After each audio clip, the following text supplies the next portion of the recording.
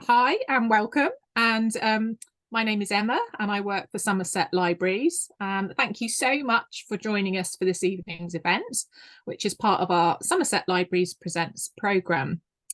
So I'm delighted that tonight we are joined by novelist Helen Paris.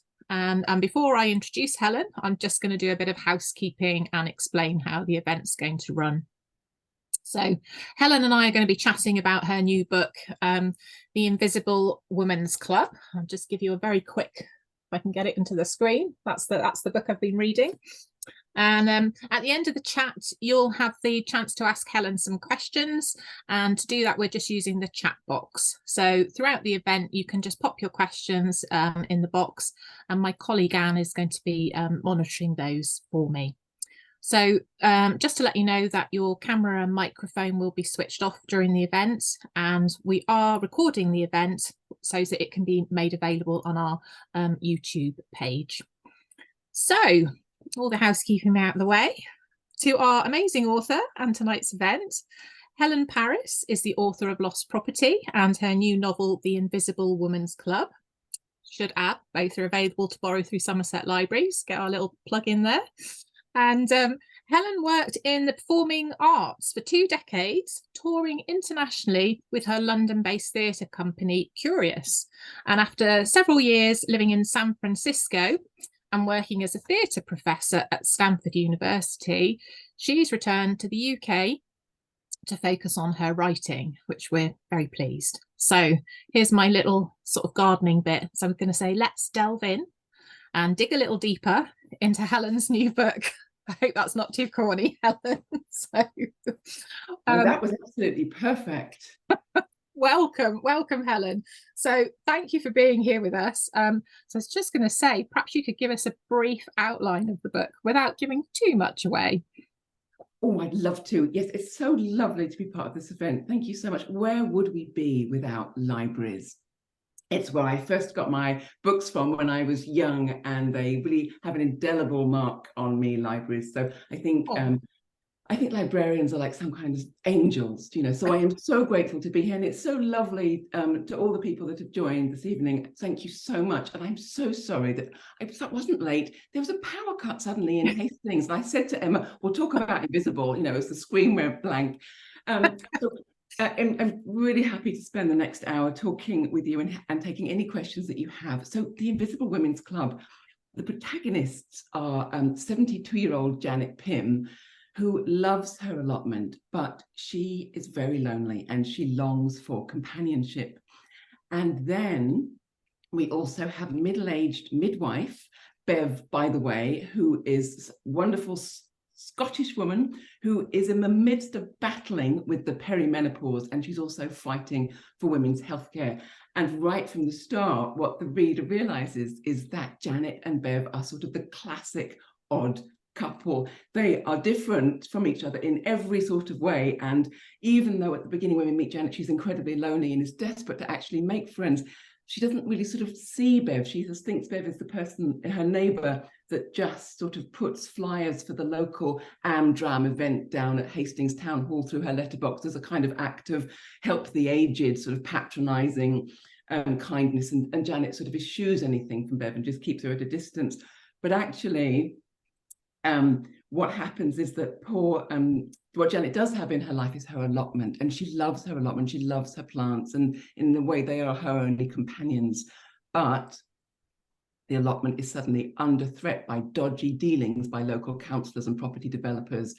And so Janet tries to save the allotment, which means that her and Bev end up getting together and going off on various adventures that ultimately lead in making the foundations of a very, very secure friendship. That's a brilliant little synopsis there of it all. And all I can say is that there are so many different layers within that book. Yeah, it feels like it's very much about that friendship and connectivity, but there's much more within there. But I don't want to give too much away because obviously I want everybody to enjoy it. So thank you for that, Helen. Could we ask you just to read a little bit from the book so we can kind of get a flavour? Absolutely, I'd love to. And in fact, you know what I'm going to read? It's the moment when Janet and Bev properly meet. So up to this moment, Janet's always avoided her. But two awful things have happened to Janet. She didn't get a volunteer job that she was really had her heart on. And as I said, she's just found out that her allotment is going to be taken over by the council. And so she is devastated. She's been caught in the rain. She's soaking wet, and she's sort of on the point of giving up. And I have to apologise in advance because Bev is Scottish. And even though I am actually half Scottish, I'm a Mackay, but I have a risible Scottish accent, but I will do my best for you. This is probably about 6 minutes, if you will bear with me. Okay, so Janet's in her sitting room, soaking wet, sitting in her armchair, giving up. Rap, rap, rap. Janet jerks awake. Rap, rap, rap. There it is again, louder now and unpleasantly close. Janet shoves her fingers in her ears. If she ignores it, it will go away. Sure enough, after a moment, the sound ceases. Janet slumps back down in her armchair, closes her eyes, and wills herself away back into darkness. A sharp new register starts up, more of a sort of a staccato tapping now. Janet's eyes startle open. What the? Pressed against the rain-splattered window, something glows. Is it alien, otherworldly, sort of phosphorescent? What is it? Is it a person? Staring straight at her, a round face, surrounded by a damp nimbus of hair. Its mouth moves, saying something. What the heck? Janet tilts her body slowly sideways on the chair, till finally the apparition disappears. She breathes a sigh of relief, but the spectre pops up again in a new pane, filling it with virulent green. The mouth moves again, then hands appear and sort of flap, depicting what? The opening and shutting of a tiny door. Oh, if she could go back and do things differently, Janet would put up net curtains like the rest of her neighbours. She'd use enough net to kit out the whole Hastings fishing fleet. The miming stops, the face vanishes, and a moment later the squelch of footsteps sounds in her hallway, and suddenly a green, stocky, box head-shaped figure fills the doorframe of Janet's front room. It speaks. Hi there, it's me. It's Bev. Bev of the endless Amdram flyers is planted in the middle of Janet's sitting room, large as life, curly hair speckled with raindrops, water rivuletting down her radioactive green jacket. Christ, it's chucking it down up there. I was just passing and I noticed your front door was open. Damn, Janet must have not closed it properly when she came in, her blistered hands. Her state of mind. I knocked, and then I gave your letterbox a wee bit of a flip-flap, and then I saw your curtains were open. Is there anything that this woman in Janet's life has escaped the unremitting surveillance of this blasted woman? And I just wanted to make sure everything was okay. A pause. Janet stares at Bev, frowns. Bev stares back, beams. So is it? Is it what? Okay. It's just that when I dropped off a flyer for the mousetrap the other day, oh, it's great, by the way. Dr. Dennis from Gentle Dental is in it. Now, I'd have put him down as more of a shepherd than a Joseph, if you know what I mean. Not a leading man, but the role brought out a whole new side of him. Anyway, when I dropped off the flyer, I noticed you weren't in, and I thought, now, where's Janet from number 11? She's usually home by now. Janet, unsure of what to say, says nothing. And then today, the same thing, Bev goes on. So I left a wee notelet through your door just to check everything was all right. Did you get it? Janet shakes her head. What? My notelet? Janet slowly tracks down Bev's face, down the astonishing carapace of her jacket, across the carpet to a crushed ball of paper on the floor. Bev follows her gaze, then gives a neat little nod. Aye, you did. Well, I just wanted to... But whatever Bev wants remains unsaid, because at that moment, Janet is overtaken by a violent attack of shivering. Oh, you poor thing, Bev cries. You broke it. You need to get out of those wet clothes right away and have a hot cup of sweet tea. Janet is about to protest, but the shivering sends her teeth crashing against each other. She's cold, cold to her core. Janet pushes herself unsteadily upright. She can barely feel her feet. Something crashes to the floor, the black and white picture of her family. The photograph skitters out of the frame. Let me? Bev bends and scoops it all up. Nothing broken, easily mended. Janet, already heading towards the sitting room door, hardly hears her. The pain in her hands is almighty and she can't stop shaking. As soon as she's got rid of Bev, she'll go upstairs, put something dry on, and yes, a cup of tea. But as Bev follows Janet into the hallway, instead of turning towards the front door, she heads off towards the kitchen. I'll put the kettle on while you're getting changed. No, you don't, Janet cries in alarm. But Bev disappears, calling out, all the way back, past the downstairs loo, right? Same layout as my house. I'll just leave it there, I think. Oh, that's brilliant. Thank you so much. Thank you. I am absolutely fascinated by the two characters of Janet and Bev. And I just wondered if you could tell us a tiny bit more about them, and was there anyone that inspired these characters? Because it almost felt like you really knew them. Well, yeah, I mean, that's a great question, Emma. I mean, like I said, they're really different. I mean, Janet is retired and Bev is a busy midwife. One is child-free by choice, and one is a mother. One is lonely, and one is dying to be left alone, and one is a sort of a desperate optimist, and the other is just sort of desperate. So they're very different. And Janet, I saw Janet in the allotment. I felt sort of the presence of Janet in the allotment. I really wanted somebody to think about somebody that was feeling invisible in their life. And I think, like a lot of people, I mean, at all stages of life, but I think particularly as we age, and I think as we face retirement, people can really get lonely. And so I wanted that. I wanted my protagonist for Janet to be lonely, and I wanted then to give her a friend. So I thought, well, who would I like? And, you know, as I was writing the book, I was writing it in lockdown. So, you know, I could also sort of do with a friend myself, you know, I could do with that companionship. And I really was inspired by my mum, because my mum is, I mean, she is Scottish. She is a midwife. She was a midwife all her whole career. She worked in the NHS. And recently, over the last couple of years, she's been dealing with a lot. She had during lockdown, she had a cancer diagnosis and subsequent surgery. And she's also sort of battling with dementia. So she's got like a lot on her plate. She's in her mid-80s, but she's just got this fantastic sort of joie de vivre.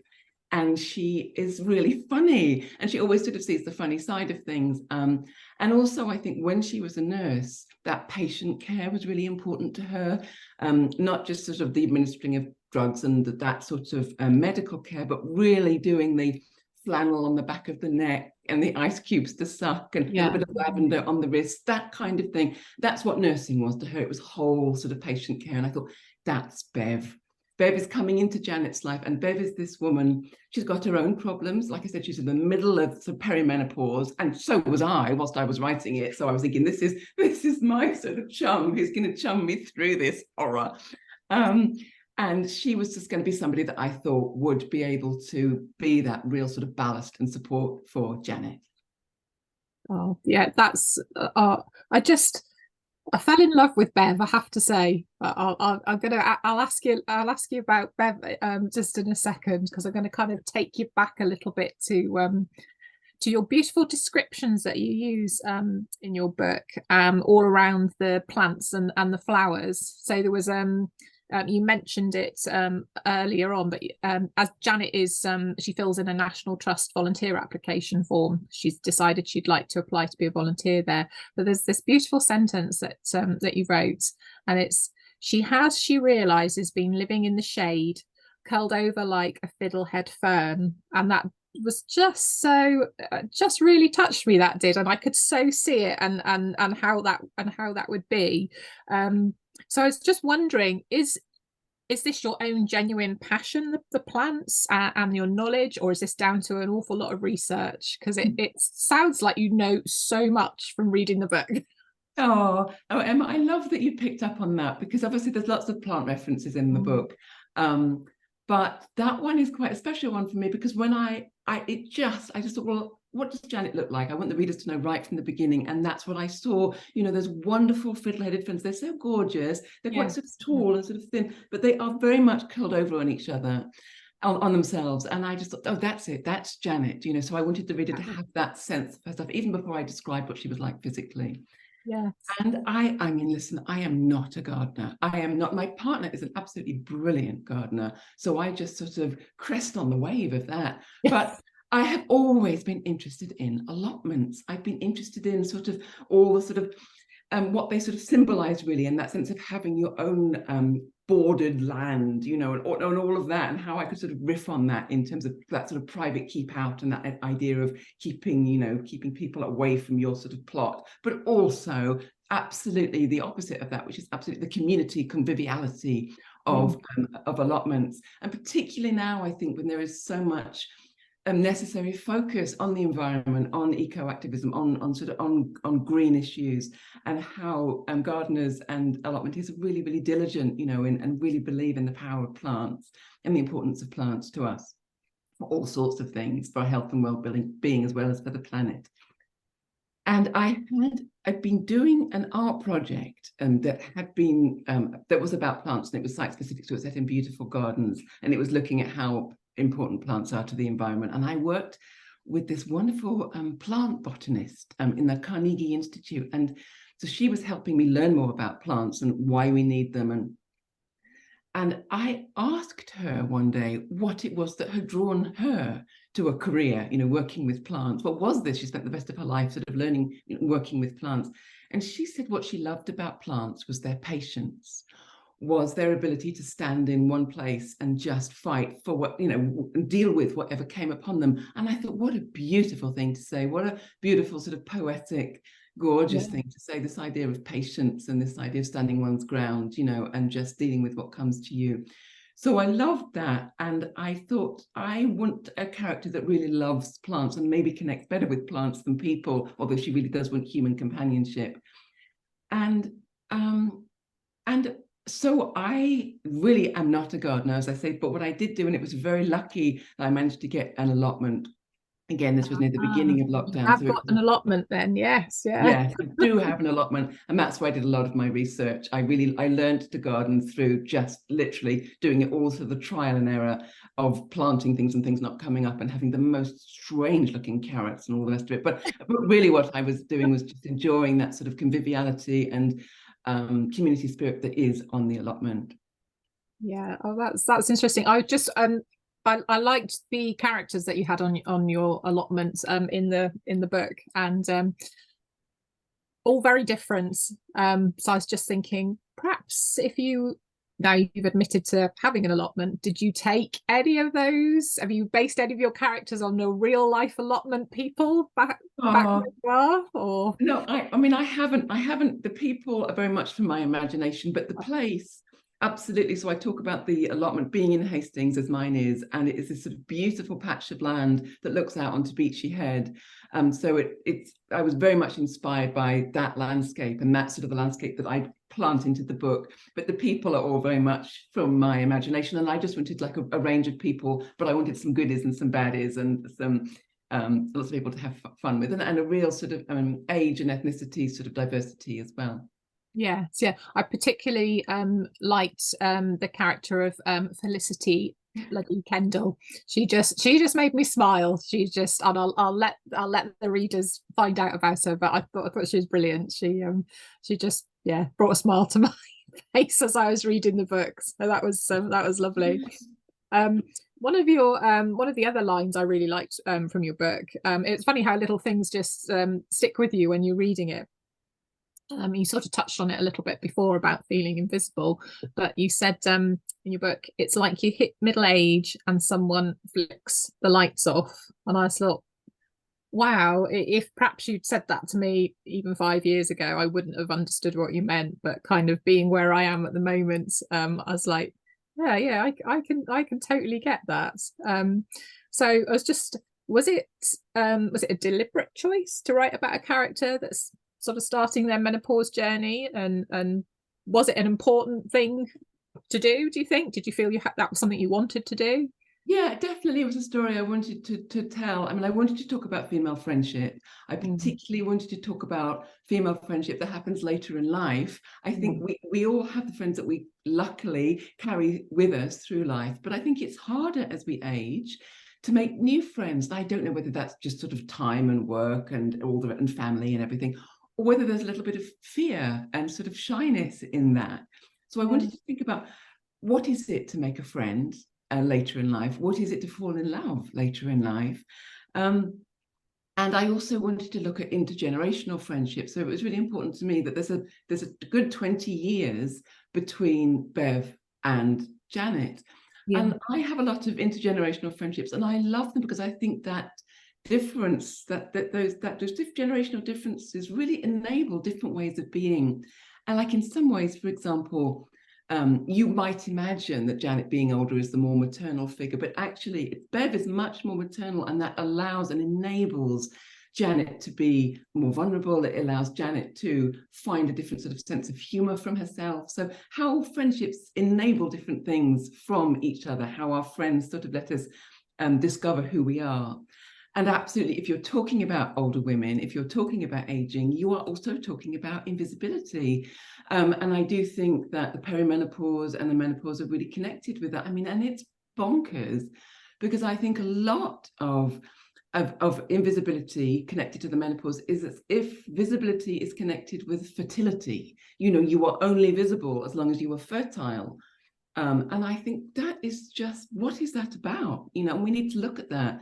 And I'm very proud of the women sort of my generation, really, sort of celebrities or doctors like Louise Newson, who are doing this extraordinary pioneering. And it is pioneering because this has not been done. We are talking about the menopause, you know, we are using that word that's really been used, that, you know, you sort of pincer it at the end of a tweezers. You know, we didn't talk about it. Women are talking about it, and men are talking about it. Some men are talking about it. And so I wanted to talk about it. I want to talk about the connection of invisibility and the menopause, but also the invisibility that comes with aging. And I think a lot of women feel it. And why is that? Why do we feel that? Why does society make us feel invisible? And then the flip side of that, I wanted to look at how friendship, how our friends make us feel visible, make us feel seen again to ourselves, and see us, the old us, and also see all that we can be. And I wanted to really celebrate that as well, because I think there's something very celebratory about female friendship. Oh, definitely. And throughout the book, you can see how Janet and Bev, they both almost bounce off each other, and they each have their moments when they're kind of being the leader and supporting each other and switching between, and that was lovely to see, as well as their friendship grew. Yeah, that was just great. But I thought you had a really great example of the brain fog that people get, and Bev is talking about, she says to Janet, well, I'm going to Barbados, but what she actually means is she's going to Barnardo's. And so there's lots of little things like that just made me chuckle as I was reading the book through. And it's such a great story, but there's like I say, with so many different topics in there, but there's a really nice little sense of humor running throughout it as well, so it's so it kind of lifts you at the same time. I mean, the book title's perfect, The Invisible Woman's Club. So who came up with that idea? Was that yourself, or was that your publishing team, or?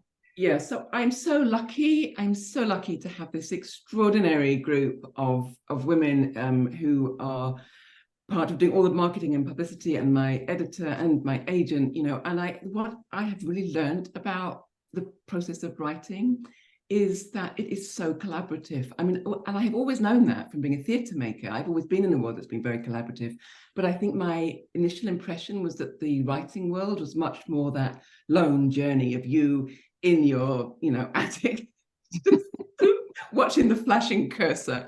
And a lot of it is that. But then these just goddesses come in, and they just take as much care and consideration, and they have as much passion for your book as you do. And they, you know, so they find out the best places to sell it and the best places to sort of market it. And so with my editor, we really talked about the title, because, you know, what are the things that make you pick up a book? It's the cover. Yeah. It's the blurb, it's who it's recommended by, but absolutely the title. And titles have always been really important to me in the performance works that I've made. And the book is shot through with invisibility.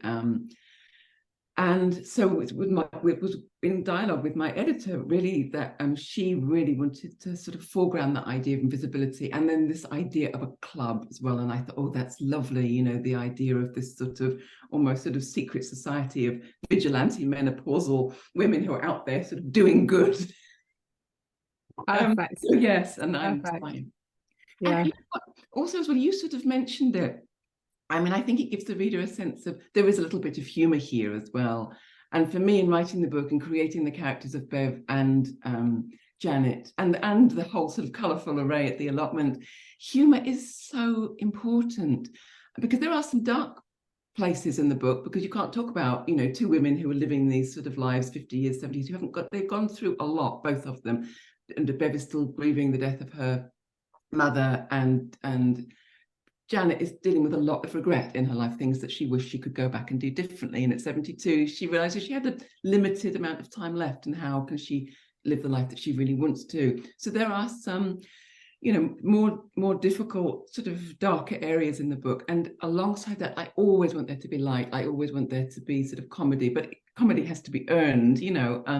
And also, I think there's a lot with the menopause and with the perimenopause in the past, where I think there's comedy, but in a jokey way, like laughing at like the awful sort of mother-in-law humor, you know, and my wife's all of that. And I thought, I want to go completely against that, and I want these women like Bev, who's talking about, oh, where did I say I left my old clothes? Because I was taking my old clothes to Barbados. What the?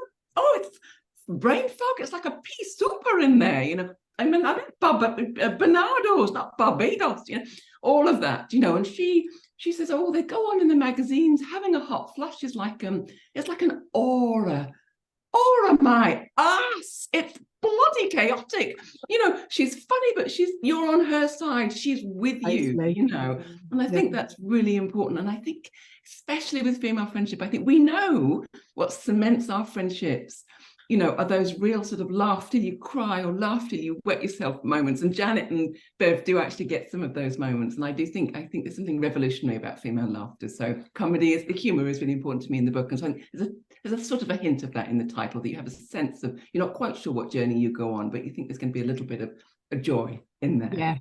Yeah, no, I just thought it was so clever, just a really perfect title for it. And then having read it, you're like, yeah, no, that suits it down to the ground. So one of the other things I was really intrigued about was the Pimm's family motto, which was "Don't get above yourself." And I was like, oh, this is quite I was searching for the words myself now. I thought, this is quite a strange thing to be saying to your children potentially.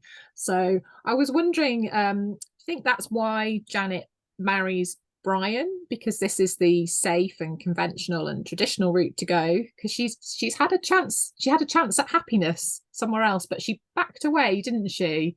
So is that the influence of her family, that sort of almost being, I don't know, brainwashed, that you know, you can't be good, or you're not good enough, or yeah, I mean, I think, you know, I think there's something very, to my mind, there's something quite English about it. You know, I think that thing of, you know, we are still a country that's very much delineated by class and expectations, and what we can do and what we can allow ourselves to do and what we can't.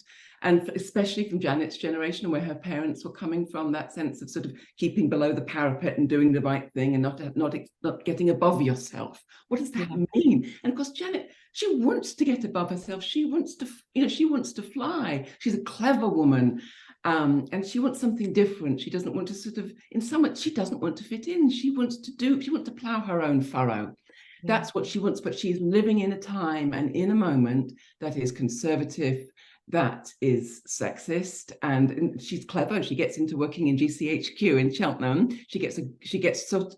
She sees all the chaps, you know, promoted ahead of her, and she keeps on working, and she keeps on, you know, but she's in a very particular world. And what's interesting is that it's when Bev confronts Janet with, like, I always wanted to be your friend. I was never doing charitable help the aged stuff. I saw you in the street walking to your allotment with your apron with lots of tools in it, and I thought, nobody else in our street does this.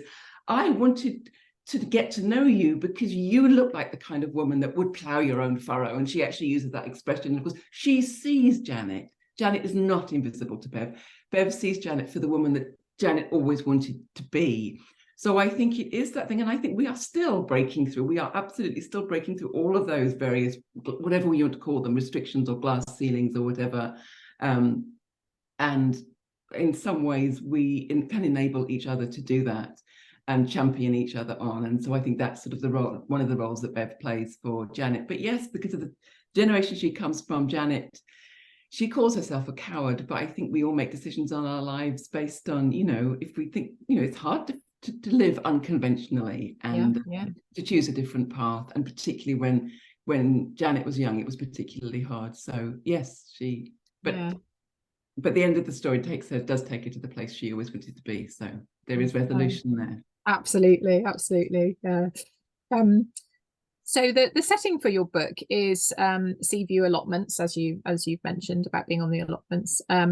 But Janet and Bev, as sort of part of the adventure as the story goes on, they end up in the Lake District visiting a former colleague of Janet's. So I just wondered, how well do you know the lakes, and did you visit as part of your research? Why pick the lakes? I did. Well, I picked the lakes because I wanted them to go on a road trip. I thought, I want to write my middle-aged or menopausal Thelma and Louise road trip, and we've got power ballads in the car, which is already causes some initial tension because Janet is all right manning off. That's what she would like to be listening to. And Bev's slipping on the Gloria Gaynor and Bonnie Tyler. But I wanted these two women to set off on a road trip. So that was part of it, because partly I wanted them, if the car is such an interesting place, I think it can almost be like a confessional. So you can have easily irritants like choice of music, but you can also maybe say, because you're not looking at each other, and there's something about looking forward that sometimes it's like when you sit next to somebody on a porch, you might have different kind of a conversation because it's not so confrontational, and you're looking at the road and you're going forward and what thoughts come into your head and how that space can be a bit confessional like.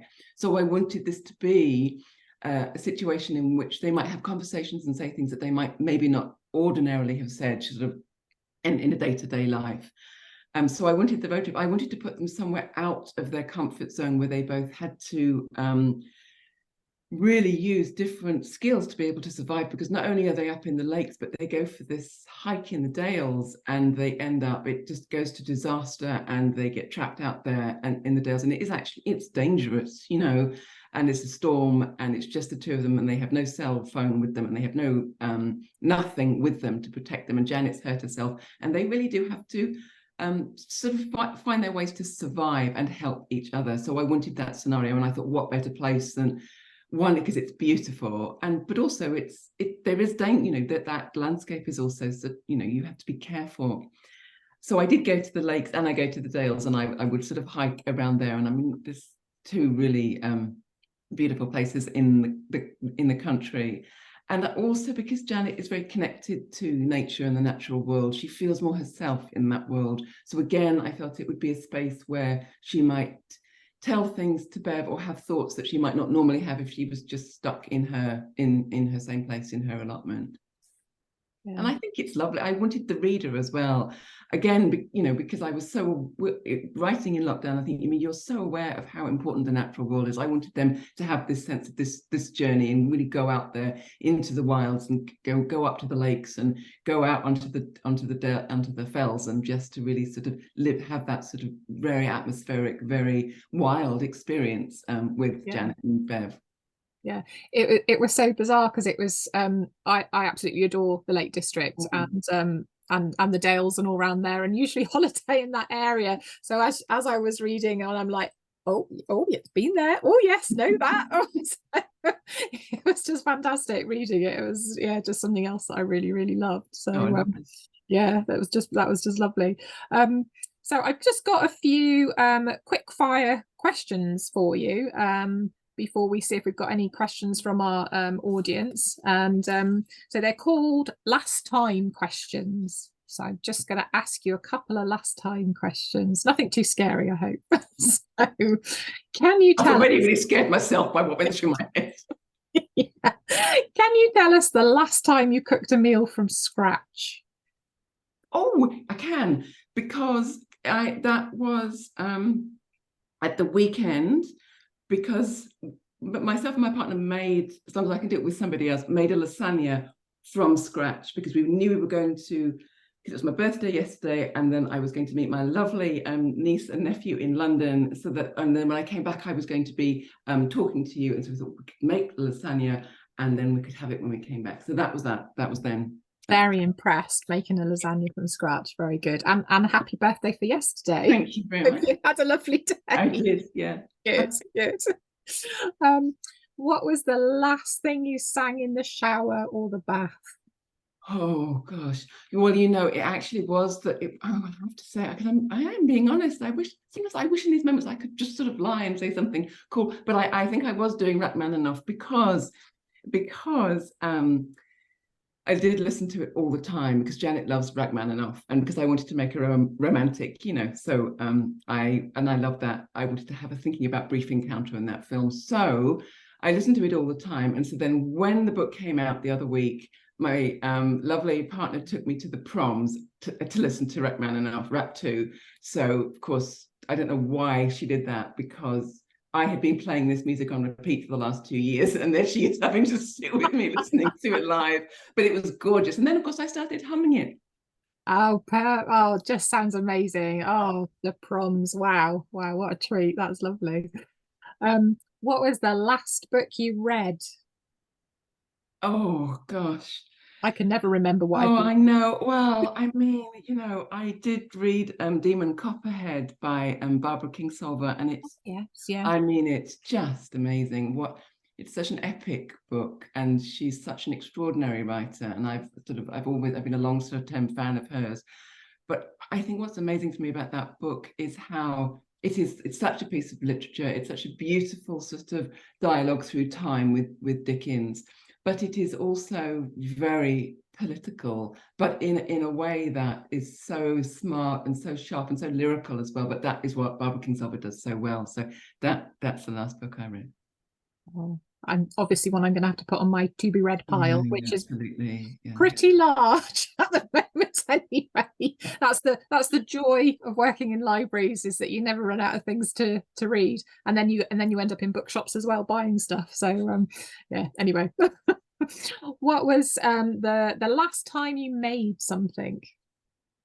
Not you cooking, something else. Oh no, that's good. Oh, last time I made something. Oh, obviously I need to do more stuff other than just writing books. You might not have had time to do it because you're busy. Yeah. That's fine. I feel like a real loser now. Oh, sorry. Definitely didn't mean to make you feel like that. No. It was that pot I threw, that beautiful pot I threw. Absolutely. Yeah, we'll go with that. That's perfect. Perhaps something slightly easier. Last thing you binged on TV? Oh gosh, yes. Oh, you know what I love? The last thing I binged on was Heartstoppers. Because my niece and nephew watch that, so I want to watch stuff that I think they're watching, so I can talk to them about it. But also, it's just beautiful television. I think what Alice Osman did with that beautiful graphic novel, and then I love the fact that's TV, and that generation of sort of teenagers, and obviously also myself, are exposed to that real sort of gender fluidity and that sort of beautiful expression of sort of gay love in school. And so the second series just came out, so I literally did binge watch it, and I saw it popped up on it's on Netflix, I think, wasn't it? I saw it appear. Yeah, something else to have a look out for. When was the last time you got angry?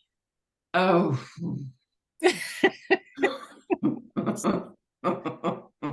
I don't know if we want to go there. Oh dear, okay. Don't have to. I mean, what makes me angry is when I feel that women are getting overlooked. I think middle-aged women, especially if they've been out of the workplace and try and get back in it, I think it's really hard.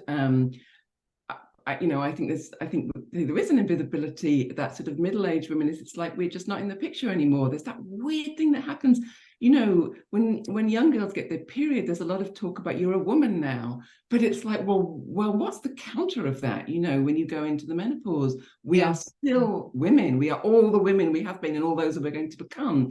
So I feel, I'm a strong feminist, and I get angry when I feel that, that anybody is sort of not being treated with equity and equality. So that does make me very angry. Okay. And this is your the last time you felt proud. I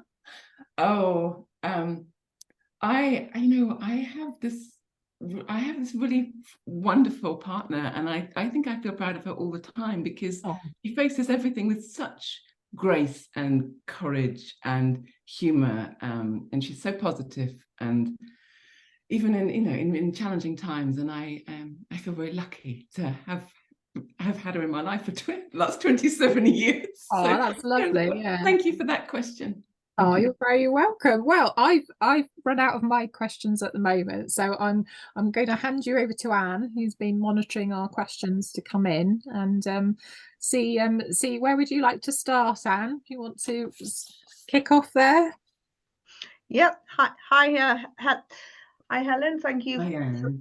Thank you ever so much for that. I was just thinking, I'm ever so glad that I wasn't being asked those questions, particularly the last time one. So thank you for handling with such grace, honesty, and humour. Thanks, so, yes, I'm also trying to work out how to turn my video on, and it's not playing. So I'm just going to give up and just go with it. So you'll be able to hear me but not see me, which is probably a blessing for you. So one of the questions you've had in, you've talked already about choosing the title of the book and how it was a collaborative effort. But someone's just asking about the invisibility. That's easy to see how Janet's invisible. Just wondering what your thoughts are on Bev. She's out and about, so how is she invisible? Well, the reason that Bev rocks up at Janet's house at that time wearing this bright green luminous jacket is because she absolutely feels invisible. She talks about coming home from a shift at work, and this chap on a bike just sort of runs into her, like she feels that she can't be seen. So her way of responding to that is like, well, I went right down to the outward bound shop, and I said I want a high visibility jacket, so it's sort of a playful way of trying to be visible.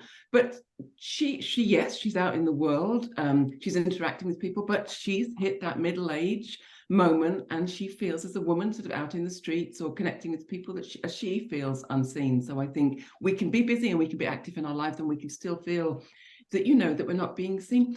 And the other thing about invisibility is also, I think, about feeling that you're not being heard either, and particularly at that moment in her life, she has a lot of anger. So it's interesting that question that you asked, Emma, about anger. And I think that I think women sometimes can feel that they're not allowed to feel angry, and women still do a lot of caring. And I think at the moment, I think some women can feel sandwiched, between looking after elderly parents and looking after teenagers, and and if they're dealing with their own sort of health or menopause or whatever in the middle, that's always going to be sort of lowest in the pecking order. And I think that all this stuff is going on for them, and they don't feel necessarily the permission to express it. And so what I wanted with Bev to do was to really feel her anger. And she talks about one point where they're out there on the fells and it's all going to hell, and she shimmies down the tops of her trousers and she points to her HRT patches on her hips, and she says, I wear them like holsters, Janet, because I don't just want an adventure, I want to fight. She wants the anger, she wants to embrace all the stuff that's happening to her in her own body that's changing, and she wants to change things. She wants to give women better healthcare, etc. So I think like a lot of women, you can be still living your life, but you can still be feeling, I'm not who I used to be. I don't feel seen. I don't feel heard, or I feel constantly interrupted, which is another thing I think older women, middle-aged women can feel. That's true. So someone's asked about other themes in the book apart from the ones you've mentioned. They're asking specifically, is there a queer theme in the book? Yes, I mean, I don't want to sort of I really appreciate the question, and I just because I want you to, if you haven't read it, I'd love you to read this. I haven't read it yet, so I'm waiting Yeah, for to get it from Emma. So yeah, don't and give I it love away. it. Yeah, I just wanted there to be sort of that because there is an unraveling. But yes, I wanted to celebrate all kinds of different friendships and forms of love. And there is, one of the things I think that partly because of the generation that she came from, something that Janet has had to keep invisible is her own desire. And so that becoming visible. And I think there's definitely something there about older lesbians who are in their 70s and 80s who are kind of part of the sort of almost triple threat of invisibility because of sexism and misogyny and sort of heterosexism. So I think there's a lot that older women who have never really been able to express who they are because they're in a different generation have had to keep some of their life secret. So there is definitely an opening up of that in the book as well. Well, that's the answer the person who asked the question was hoping for, because they're definitely planning to read it now. Oh, lovely. I'd love to hear what you think. We've already talked about the joys of owning an allotment and the even greater and deeper joys of the perimenopause, which we're all deeply enjoying, I'm sure. But as well as that, is it true to say that this is based a lot on yourself and your own experiences? Well, it is and it isn't. I mean, I definitely celebrate strong friendships in my life that I am very grateful for, some of which I've had for like the last 30 years and some of which are much more recent. So that's definitely there. And I mean, like I said, I am not a gardener, but I did get my hands in the dirt, in all sorts of ways to really be able to sort of have that relationship and do that research, embodied research, you might say. But no, I mean, obviously my mum is there in Bev, and that was just such a joy, to have her there. And I dedicated the book to my mum. So there's something there, and there are little things.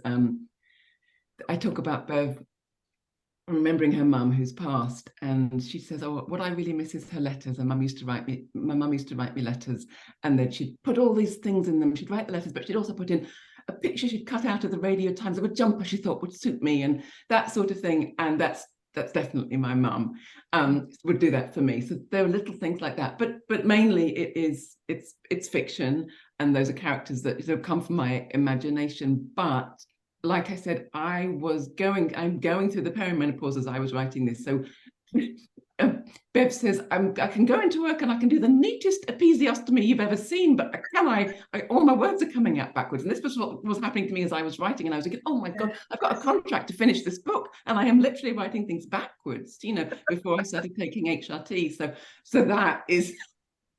that's going on. But the story is fiction. But there are little snippets in there that, like the letters is there going to be a further book with the Invisible Women's Club with the same characters? Oh, that's such a great question. I got this lovely people who are reading the book and write. I love hearing from readers. I just love what close attention readers pay to words. I just love that. And somebody wrote to me the other day and she said, I want to be a member of the Invisible Women's Club. I was like, yes, because I love that. I love this sort of idea of all these vigilante menopausal women going out and doing, works for good. You're doing green activism and just helping each other and our male allies as well. So, I mean, I would love to spend more time with Bev and Janet in the next iteration. So yes, let's come sounds back. It sounds like in the chat are quite keen for you to write another one. They want to know what happens next. Yeah. Oh, that's lovely. That's lovely to hear. So how long did it take you to write a book? Are you the kind of person who says, right, I'm going to write from 7 a.m. until 5 and then are you not that like me, not that disciplined? I am quite disciplined, but this one particularly was a funny time because of lockdown and because my mum was also sort of ill, so there was that going on, and then I was dealing with perimenopause, so it was slightly different. But I do generally get up and sort of and write all day, and some of the work I would do at my desk, and some of it I would just take to the allotment and write there as well. But so it probably took me, I think it was about probably 2 years to write the book. Yeah, and probably the same for Lost Property as well. Right. Yeah. That one I have read. I took that on holiday with me last week. Oh, lovely. Thank you. And if you could interview another author, living or dead, I think will allow you, or maybe one of each, who would it be and what would you ask them? You can have one question for a living one and one for a dead one if you like. Oh, that's lovely. Oh gosh. Well, I mean, I really love Toni Morrison. So I would just like to sit in the same room with her, and Yeah. I mean, really just the sort of the extraordinary writing and the gift of her writing. And then right now, well, I love Rachel Joyce, and I actually had the absolute pleasure of meeting her last year. And that thing when you love somebody's writing and you love their characters, you also sort of want to love them as well. You just want them to want them to be sort of an amalgam of all these extraordinary creatures that they've created. And the thing is, she absolutely is, absolutely lovely, charming woman. So it was a dinner, so I had to FHB and family held back with my questions, but I would love just to talk to Rachel more about her process and spend more time in her company. So yeah. That's really interesting about assuming authors like their characters. It's like Jane Austen. In my head, she's Elizabeth Bennet, and even if she wasn't, in my head, that's who she is. And then finally, it's not a question, but a comment from one of the people in the meeting, and I'm sure we can all agree with this one. And she said, "I totally agree about female friendships. I'm in my early 80s and I'm kept young by the friendship groups I have. Nothing better than supportive women of any age." And that's just so true. Isn't that lovely? Isn't that just gorgeous? That's just gorgeous. I mean, what I really want, there are lots of reasons lots of things I would love readers to get sort of from the book. But what for me, I really celebrate women and women's friendships and their sort of bold, brave lives and everything they are. And so this is the kind of woman that book is for. So thank you very much for saying that. And I love that you're out there in your 80s just making firm, fast friends. It's wonderful. That's what we all want, isn't it? Definitely. Absolutely. That's a lovely comment, really, isn't it, to end on. Unfortunately we are out of time, so it's absolutely flown by this evening. So thank you everybody so much for all your questions, and apologies if we haven't had time to answer yours. Helen, I'd just like to say a huge thank you for taking the time being with us this evening, and for such an enjoyable hour that we've had. I feel like I've learned so much, and it's just made me fall in love with the book even more. Oh, Emma, that's so lovely. Thank you for your gorgeous questions, and thank you to you and Anne for having me, and for Anne for being such blessed creatures that librarians are. And thank you everybody for coming and staying through this hour. And I am so sorry that I was late, and I'm so grateful to have this time to talk to you. It's such a privilege, it really is. Thank you all. Oh no, that's no trouble at all. So we're just going to do a little bit of a plug for your books as well. Just going to let everybody know that you can borrow them via the Libraries West website, or you can purchase a copy via the Libraries West website. If you go in and search for the book, instead of reserving it, you can click on Find on Hive, and that will link you up to an independent bookshop in your area. So that's quite a nice way to do it and support your independent bookshops as well. If you go to the link, you'll find all that information in the chat as well, along with a link to the Libraries West website. Thank you, Anne, for doing that. And then we've just to our audience members there, if you've got the time, we'd just really appreciate it if you could just fill in a little feedback survey. Like I say, Anne's popped that in the chat, and it was in your email to you this evening as well. If you're able to fill that in, that'll be great, because that obviously helps us run more events like this. So so thank you, Helen, once again, and thank you everybody for attending, and we'll have to wish you all good night and go and do some reading now, I think. So thank you everybody, and thank you, Helen. Thank you. Bye. Bye. Thank you. Bye-bye.